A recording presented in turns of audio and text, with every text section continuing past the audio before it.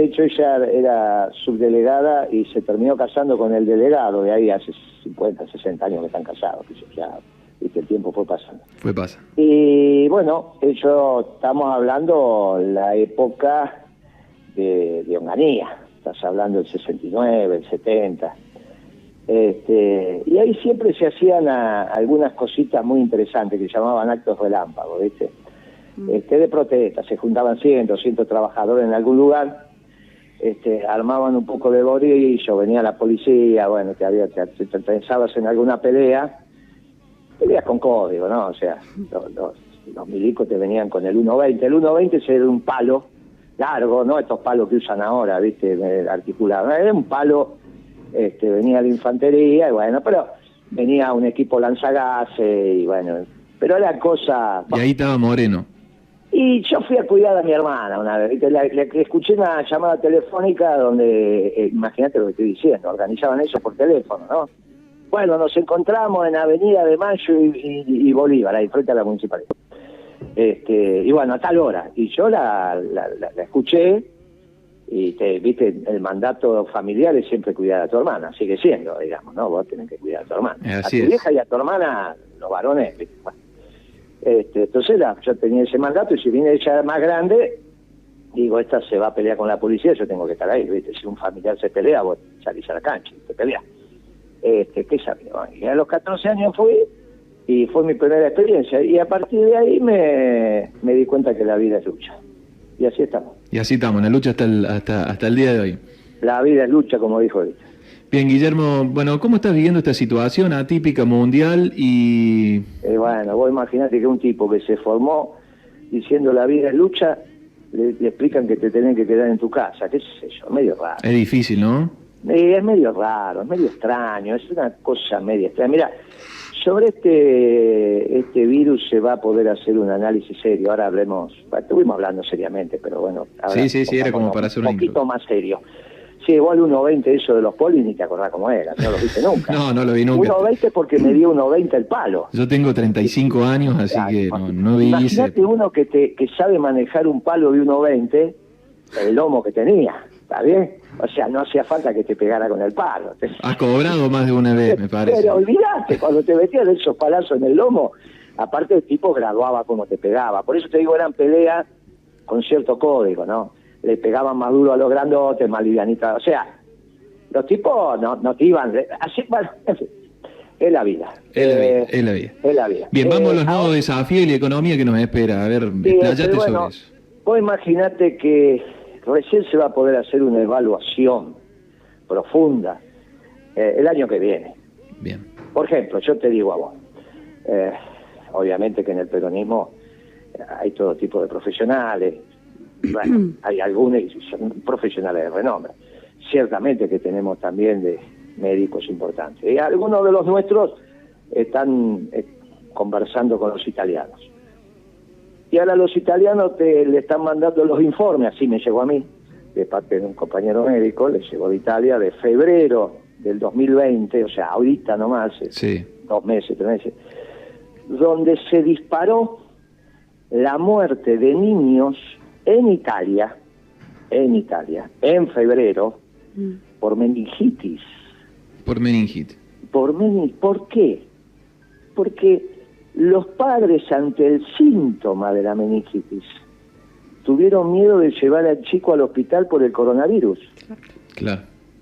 Ahora, si vos la meningitis no la agarrás en 2 días, se complica. Por eso los abuelos le dicen a los padres, atento, pues si al pibe le duele la nuca, la cabeza, no te duermas ni bien al médico. Porque la meningitis, cuando yo era chico, era muy complicada. Ahora hay médicos, pero la tenés que agarrar. A tiempo. Si vos no la agarrás a tiempo, es como un infarto para un hombre mayor, que es lo que está pasando también. Entonces, recién se va a saber esto en un año, cuando se hagan las evaluaciones finales de lo que fue el coronavirus y la reacción de los gobiernos sobre el coronavirus. Obviamente hay un desconocimiento sobre un virus novedoso, entonces que yo hace 45 días atrás, 60 como máximo, te decían que taparte la boca no servía para nada. ¿Te acordás que era toda la discusión en los medios? No, ¿qué te vas a poner tapaboca? No, que el tapaboca que te entra por el costado, qué sé yo. Y ahora, en un momento se hizo obligatorio. Bien, esto vas aprendiendo sobre la marcha, y está bien. Guillermo, ¿qué explica esto de aprender sobre la marcha? Que finalmente la evaluación que vos hagas sobre la conducta de los gobiernos va a ser si las decisiones tomadas para amortiguar el impacto del coronavirus fueron correctas o incorrectas. Y esto, bueno, hay que hacer esa evaluación, porque imagínate que se vuelva a repetir. Bien, ahora, a priori, vos me contás cómo llegué al peronismo. Yo te digo que la vida es lucha y después, sorprendentemente, te dicen que te tenés que quedar en tu casa, que qué sé yo, qué sé cuánto. Bueno, es toda una situación muy extraña. Sí. Guillermo, ¿cómo le va? Anabela es mi nombre, hablábamos recién por privado. Sí, claro, ¿qué tal, Anabela? Bien, muy bien, gracias por esta nota, la verdad es que nos da mucho gusto poder charlar con usted. Ayer escuchaba una teoría que usted tiene y que en parte comparto, que tiene que ver con el nuevo orden mundial o la caída del capitalismo, si se quiere, de la cual se habla que podría venirse después del coronavirus o que empieza con el coronavirus. Y también lo que dice usted respecto de esta cuestión, contradiciendo, digamos, o teniendo otra opinión, que tiene que ver con que el nuevo orden mundial o la caída del capitalismo empezó cuando Trump fue elegido el presidente de los Estados Unidos. ¿Puede explicar algo más respecto de eso? Sí, no, con todo cariño, pero necesito que clarificar algunos conceptos. Sí, bueno, por eso mismo. Si no se nos desordena todo y se nos arma un lío en la cabeza y después no terminamos entendiendo nada. Acá está usted para clarificar. No, por eso, vamos a aclarar, porque se nos mezclan lo que yo digo con lo que dicen algunos progresistas. Yo hablo en general con palabras graves y agudas, que son cortitas, y los progres hablan con esas palabras esdrújulas, parecen más inteligentes, pero después no entendés nada. Entonces, yo de ninguna manera hablo de la caída del capitalismo.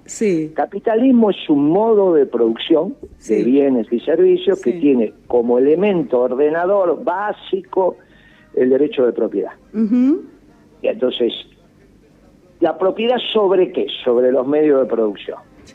Muy bien. Eso el peronismo no lo cuestiona. De ninguna manera cuestiona eso, y por lo tanto no hay ningún peronista que diga se termina el capitalismo. Eso lo tenés que poner en el marco teórico de los progres. Llamalo como quiera, ese filósofo que teníamos al final de nuestro gobierno, los que ahora escriben en Página 12, todos estos que están dando vuelta por ahí. Yo, particularmente, como peronista, digo, no, mire, el modo de producción capitalista que tiene este basamento que acabo de decir, va a continuar. Va a continuar porque la verdad que en términos de productividad de los factores de producción, el capitalismo lo supo hacer muy bien. Esto es, la mínima cantidad de insumos y de esfuerzo necesario para sacar la máxima cantidad de bienes. ¿Quién sabe hacer eso? El capitalismo. Ahora, es un desastre el capitalismo en la distribución. La distribución. Por eso la pobreza que ha generado en el mundo. Y en la medida en que la confrontación de los ganadores de la Segunda Guerra Mundial terminó con una clara victoria de uno de los bandos, en este caso capitaneado por Estados Unidos, eso se agudizó. Se agudizó a un nivel que el mundo disfrutaba que 100 familias, 100, se juntaran en Davos a decirte cómo iba a ser el mundo en los próximos 20 años. Y que vos tuvieras que ir a Davos y el presidente y el otro, y cómo no hubiera dado a Davos a hablar con Bill Gates, por ejemplo. Está bien, o con Soros. Pero una cosa obscena. 100 familias teniendo un ingreso por la dotación de factores que cuentan, esto es su riqueza, prácticamente igual que la mitad del mundo, pero obsceno, nunca había pasado esto. Bueno, tremenda desigualdad es la que tiene que resolver alguna doctrina. Nosotros decimos la nuestra. Entonces nosotros, en la manera de producir bienes y servicios, estamos de acuerdo con el capitalismo. La manera de distribuir los bienes y servicios, no estamos en nada de acuerdo con el capitalismo. Por eso planteamos una sociedad justicialista. Bueno, muy bien. Esos ganadores de la Segunda Guerra Mundial que hicieron la Guerra Fría, tuvo un claro ganador, entonces quedó uno solo. Ese es el mundo de la globalización. Sí. Lo hicieron nada más que los norteamericanos, no. Fueron los norteamericanos y los europeos continentales. ¿Está bien? Y ellos se terminaron escribiendo un documento que fue fundacional, que es el decálogo, las 10 medidas del buen gobierno del famoso Consenso de Washington, donde tenían dos instituciones claves, una que ya venía desde el fin de la Segunda Guerra Mundial, las dos venían, pero una ya tenía protagonismo, que era el Fondo Monetario, y la otra emergió con mucho protagonismo, que es la Organización Mundial de Comercio. Yo lo que digo, que ese mundo global hecho por los socialdemócratas progres, que en este caso en la Argentina sería la Alianza, como esquema de gobierno, con el Frepaso, con el Chacho Álvarez, con todo eso, ¿está bien? Sí. Que tuvieron de ministro de Economía el mismo economista que tenía Cavallo, Menem, que era Cavallo, que era neoliberal. Entonces, en economía los dos son iguales, neoliberales.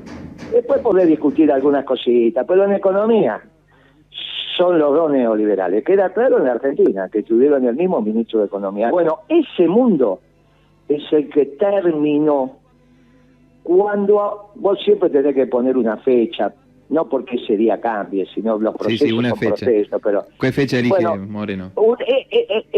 La Guerra Fría terminó con la caída del muro de Berlín, entre comillas. Y este mundo global, cuando terminó, y cuando Estados Unidos dejó de ser neoliberal, no que dejó de ser capitalista, dejó de ser neoliberal. ¿Cuándo dejó de ser neoliberal Estados Unidos? Cuando asume Trump. ¿Y por qué deja de ser neoliberal? Porque empieza a administrar el comercio exterior, empieza a hacer lo que hicimos nosotros en el último gobierno peronista. Primero Estados Unidos, nosotros decíamos primero Argentina. Nosotros decíamos primero hay que cuidar la industria nacional, Trump empieza a decir eso. Imagínate que nosotros no éramos neoliberales, Trump tampoco lo es. Si el que conducía el neoliberalismo en el mundo deja de ser neoliberal, no hay más neoliberalismo en el mundo como esquema hegemónico. Bueno, sobre esa discusión es que se monta el coronavirus. Entonces yo lo que digo es que el coronavirus cataliza el proceso. ¿Qué significa catalizar el proceso? Apura el proceso. Lo acelera, claro. Lo acelera. Acelera el proceso. ¿Y a dónde va el mundo? ¿A dónde iba? A una discusión entre nacionalismos. El neoliberalismo y la socialdemocracia, como esquema global para la administración de los pueblos, están terminados. Porque ni Putin es neoliberal, ni Trump es neoliberal, ni el Papa es neoliberal, mucho menos socialdemócrata. ¿Quiénes quedan con una visión neoliberal del mundo? Los que van a Davos. ¿Quiénes son los últimos que fueron a Davos? El presidente chino. Bien. El presidente chino fue a Davos y dijo, yo les vengo a garantizar la vigencia del mundo que a ustedes les gusta. Bueno, está perdido. Y Europa continental también. En esa discusión del nacionalismo hay dos tipos de nacionalismo. El nacionalismo de categorías europeas, que quiere su pueblo destruyendo los pueblos vecinos, y las categorías nacionalistas de inclusión, de las cuales el peronismo es el ejemplo típico, que ama a su pueblo, pero también le enseña a su pueblo a querer a los pueblos vecinos. Uno levanta muros y el otro construye puentes, y ese es el debate que tenemos. Bien, Guillermo, para que este capitalismo distribuya el ingreso, y como por ejemplo que en Argentina el precio de la comida sea más bajo para los sectores populares, ¿cómo logramos que un capitalismo distribuya bien el ingreso, y en nuestro país específicamente? Mira, en el caso de la comida son dos herramientas típicas claves que la disciplina, en este caso la economía, la ha estudiado hasta el cansancio y se demuestra correcta, que son las retenciones en aquellas unidades de producción que soporten las retenciones. Entonces estamos hablando en el caso argentino de la pampa húmeda, la zona núcleo, y una ley de alquileres. Porque vos, ¿cuáles son los 4 actores concurrentes para que tengas soja, maíz, trigo, leche? Tenés los peones rurales, tenés los contratistas, o sea, los dueños de la maquinaria, los que van y hacen, van de campo en campo haciendo la labor, el productor, que es el que organiza, y el dueño de la tierra. Ahora, si vos tenés que el dueño de la tierra se lleva 15 quintales o 20 quintales por el alquiler, se está llevando 1/3 de la producción. Y hace algo, no, la verdad que no hace nada. Tiene un título de propiedad, pero el capitalismo, el título de propiedad te lo respeta para que trabajes. Ahora, si sobre ese título de propiedad, a su vez, tienen que venir los costos de producción, y tiene que venir lo que se lleva el productor y hará algo que no cambia. Entonces, ¿cómo lo resolvemos? A lo Grabois, que lo que quiere hacer es una reforma agraria, no sé qué. No, porque ahí vos te metés con el título de propiedad. Por eso Grabois no dice que es peronista, es otra cosa, qué sé yo qué es. Pero no es peronista, nunca lo vas a escuchar, porque se mete con el título de propiedad. ¿Qué te dice un peronista? No, espere. Por el título de propiedad, usted no se puede llevar 1/3 de la que se lleva, muchachos. Se están llevando 7.000 millones de dólares por año de alquiler de esa tierra. Paguen un poquito. Generemos una historia que armonice esto, porque esto no pasa en ningún lugar del mundo, pasa en la Argentina y pasa un poco en Ucrania. Pero después no pasa esto. No hay alguien que viva del título de propiedad de un bien que no se amortiza. Porque el título de propiedad de un hotel, de una oficina, de un auto, de un camión, de una fábrica, todo eso se amortiza. La tierra no se amortiza. O sea, no pierde valor. Pero es una cosa insoportable. Entonces hay que de esa manera. No es justo. Entonces hay que encontrar un método. Exactamente. Y esto es retenciones y ley de alquileres sobre las extensiones de tierra de las 1.000 familias de la sociedad rural argentina. Muchachos, pongámonos de acuerdo.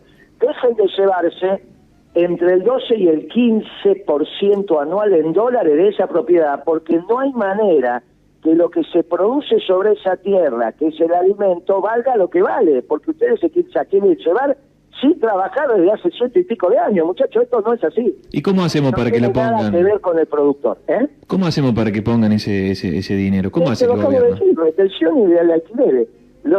Cuando vos pones retenciones, baja el precio, con respecto al precio internacional en cuanto de retenciones. Entonces, aparentemente, el que sufre la carga es el productor.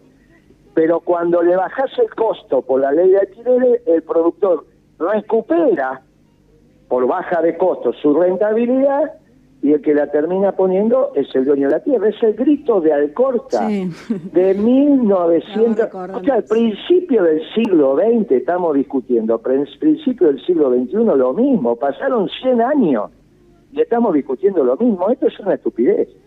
Ahora, esto significa que nosotros los peronistas no tenemos ningún problema con el derecho de propiedad. Lo que le decimos, miren, hay una sola clase de hombres, los que trabajan. Cristo dijo, te ganarás la plata con el sudor de tu frente, listo. O te ganarás el pan, en este caso, con el sudor de tu frente, listo.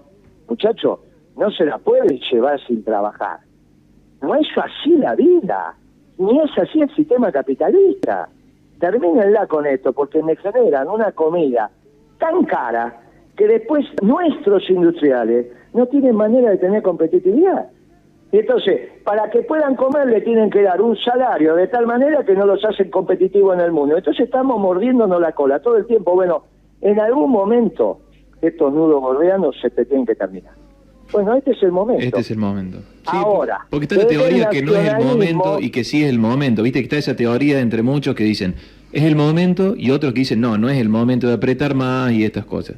Bueno, también por eso están los progres. Yo para decirme que no se puede, ya lo tuve a Chacho Álvarez y todo esto, ya lo tuve, ya estuvo Alfonsín, para decir quise y no pude, ya está. Por eso, mira, esto está clarito cómo vamos, está clarito. Para decir soy bueno y los malos no me dejan, ya está. Los peronistas bajamos la cabeza y le damos para adelante. ¿Vos crees que Alberto lo va a hacer? El problema de apretar es un problema de que nos pongamos de acuerdo. Si los dueños de la tierra no ponen la plata para resolver el tema externo, vamos a ir a default. Y después del default, el problema es que la industria, que es la que más necesita la vinculación con el extranjero en función de crédito, es la que va a sufrir. Entonces, tenemos que sentarnos en una mesa. Muchachos, ¿cuántos años hace que se llevan 7.000 millones de dólares sin trabajar por año? Bueno, muchachos, basta. Pongámonos de acuerdo, esto es suyo, nadie se mete con el derecho de propiedad, somos peronistas, no somos marxistas, no hacemos cosas raras. Pero no se puede hacer porque este país se va a transformar en algo absolutamente ingobernable. ¿Cómo vas a hacer si la Argentina entra en default? ¿Qué estupidez es esta de volver a entrar en default? Si están los que pueden pagar la deuda. y hacer una propuesta de pago. El problema no es pagar o no pagar, sino quien pone la plata. Exactamente. Bueno, entonces yo estoy diciendo, mire muchachos, por primera vez la tienen que poner. ¿Está bien? Y no estamos tan lejos, y me han contestado, yo ya se lo conté, me ha contestado Huergo, que es el responsable de Clarín Rural, ¿está bien? El que escribe los sábados, dijo, bueno, Moreno pide 7.000, pero con 5.000 podemos arreglar contra un voto. Bueno, de alguna manera nos ponemos de acuerdo. De alguna manera nos pondremos de acuerdo. Y si no, ¿sabe qué pasa? Ya, cuando vamos en el camino de la supercrisis, como estamos ahora, las soluciones no son tantas. Exactamente. Las soluciones no son tantas. Si ustedes piensan que la solución es ESPER, que tiene que echar 3 millones de empleados públicos y que no sé qué, bueno, listo. Si quieren probar, ahora, después no vengan a decir, no, pero escuchame, ¿cómo? Ahora, la solución tampoco es esta tontería de tener un déficit fiscal de arriba de 15 puntos, y de hacerte la víctima, y de tener la gente toda encerrada, y dejar que solamente trabajen 4,5 millones de personas sobre 45, porque te faltan los bienes y servicios, y entonces estás emitiendo plata a los pavotes, y la producción se cayó 40, 50%, ¿qué querés que te pase con los precios? Ni Mandrake lo va a solucionar. Guillermo, ¿gente del gobierno te consulta? ¿Tenés contacto con ellos? ¿Te consultan? Escuchame, yo empecé a los 14, tengo 64, hace 50 años que milito en el peronismo, nos conocemos todos. Claro. Pero no sé si es eso lo que vos estás preguntando. Vos estás preguntando, me parece, no gente del gobierno, vos estás preguntando si Alberto. Si Alberto, sí, obvio. No, nos conocemos hace 30 años con Alberto. Moreno. Él sabe lo que pienso yo y yo sé lo que piensa él. Moreno. Cuando yo dije él es socialdemócrata. Y hace 15 días hizo un reportaje con Fontevecchia en Perfil, ¿y qué dijo? ¿Qué es qué? ¿Lo leíste ese reportaje? Sí. ¿Y qué dijo que es él? Exactamente lo que decís vos. ¿Y qué es? Socialdemócrata. Sí, viste. Pero hace 30 años que es socialdemócrata, no es que sabe. Ahora viene con cosas extrañas. Ahí en ese mismo debate dice que el pueblo está discutiendo la eternidad. O sea, que la gente no se quiere morir. Yo la verdad que nunca discutí eso con nadie. Porque en general, y sobre todo en la Argentina, también pensamos que la muerte plácida, tranquila, en tu cama, como corresponde, es un don de Dios. La vida es un don de Dios y la muerte también es un don de Dios.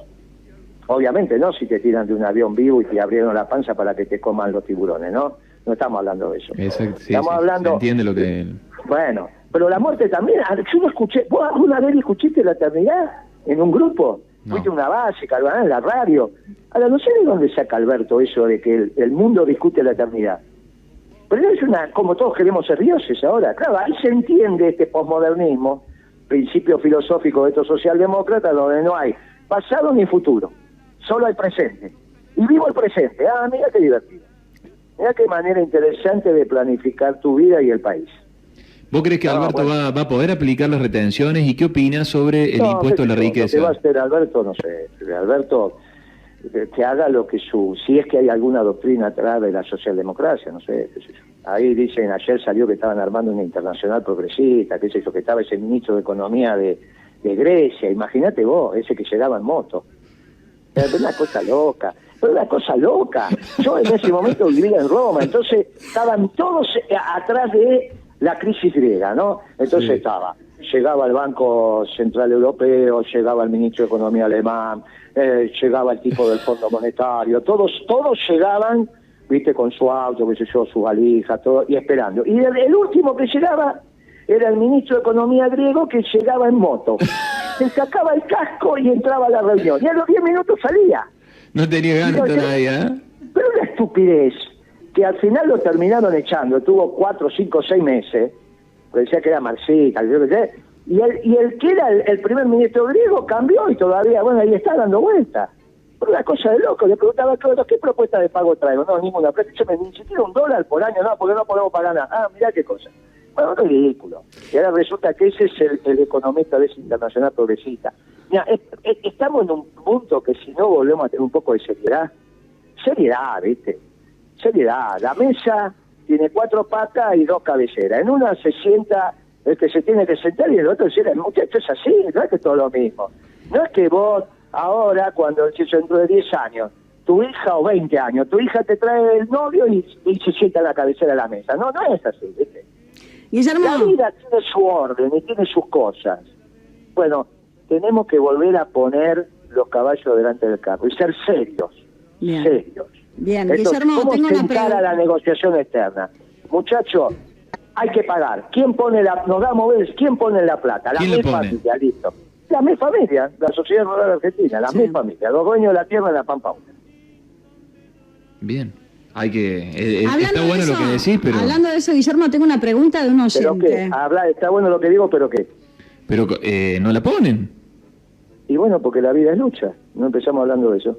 Sí. O la vida es estar en tu casa. No, Guillermo, ¿qué te diga? tengo una pregunta de un oyente. Los productores agropecuarios de la provincia de Córdoba, dice el oyente, tienen un 80% tienen menos de 300 hectáreas o ni siquiera tienen porque son arrendatarios. Siempre los mezclaron con los grandes y los tratan de oligarcas cuando son los que mueven la economía local o las economías locales. ¿Por qué siempre los trataron igual? De ahí viene la bronca con los K. ¿Qué opina al respecto? Dice un oyente. Yo lo diferencio bien claro. Los grandes, eso que él está diciendo, sí, de ninguna manera son responsables, de ninguna manera. Yo estoy hablando de la Sociedad Rural Argentina, que está en Florida y La Valle, y que no es argentina, es de la Pampa Húmeda. Y estoy hablando de los terratenientes que ni siquiera trabajan su tierra, porque un terrateniente que trabaja su tierra, así tenga 10.000 hectáreas de venado tuerto, se la lleva porque trabajó de productor. Él precisamente está hablando de lo que yo hablo, los arrendatarios. Precisamente, ahora no los mezclo yo siempre diferencié eso. Por eso yo, hasta las discusiones que tuve con la Sociedad Rural Argentina, me terminaron dando la razón, pero Biolcati me decía, usted tiene razón, no solo me lo decía Biolcati, el economista, el jefe de la rural me lo decía, usted tiene razón, pero nosotros somos la sociedad rural y tenemos que defender eso. Muy bien. Claro. Pero yo estoy de acuerdo con lo que dijo el productor, ¿eh? Sí, yo estoy de acuerdo. Yo estoy de acuerdo. Incluso alguien que tiene 300, 400 hectáreas no tira manteca al techo. Nos vamos a poner de acuerdo, por eso dijo la ley de alquileres para las grandes explotaciones y las grandes densidades de hectáreas. Que después me dice, no, pero este es de una sociedad, no, muchachos, tontos no somos. Está bien, siempre detrás de una sociedad está el controlante.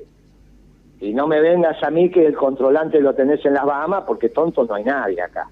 Por eso digo, nos ponemos en una mesa y ordenamos esto. ¿Viste? No es un juego de taitas. ¿Viste? No, porque yo en realidad tengo una... Que esto lo aprendimos con Mañeto. Bueno, ¿Cómo controla la sociedad de Mañeto? Con fideicomiso, uno lo tiene en Miami, otro lo tiene en Miami. Pero muchachos, al final te sentás y decís, mirá, Mañeto, todos estos son tuyos. Sí, son míos. Bueno, listo, no me jodas más. Corre estas cosas y ordenemos la economía argentina como hay que ordenarla. Si no, esto no va a tener solución. Esto es lo lamentable, no va a tener solución. Lo que van a estar explicando es por qué el bueno de Alberto no pudo hacer las cosas, porque los malos no lo dejaron. Entonces Alberto va a ir por el mundo ganando 10.000, 15.000, $20.000 por cada conferencia, explicando cómo hace Correa, ¿viste? Con el ecuatoriano. Sí. Explicando que quiso pero no pudo. ¿Está bien?